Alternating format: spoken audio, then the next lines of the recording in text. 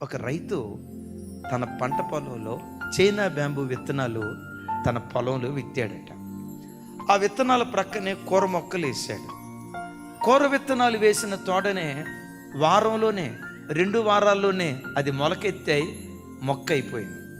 ఈ China bamboo విత్తనాలు ఉన్నాయి చూసారా, వేసాడే కానీ నెలైన మొలకెత్తిన ఆనవాళ్ళు కనపడలేదు.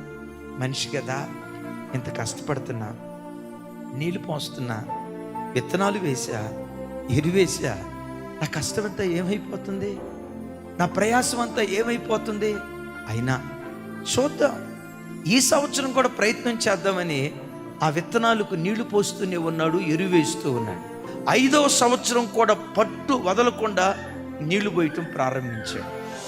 5వ సంవత్సరపు ముగింపులో ఆ విత్తనాలు మొలకెత్తినట్లుగా కళ్ళతో చూశాడు. అయ్యో, నా కష్టం వ్యర్థం కాలేదు, మొలకెత్తినాయి సంతోషంగా ఇంటికి వెళ్ళాడట.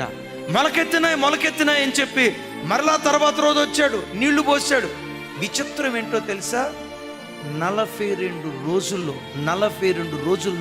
90 అడుగులు ఎత్తు పెరిగిందట. అది 90 అడుగులు ఎత్తు. నిర్ణయ కాలం నీ జీవితంలో వచ్చే వరకు ఓపికతో కనిపెట్టు.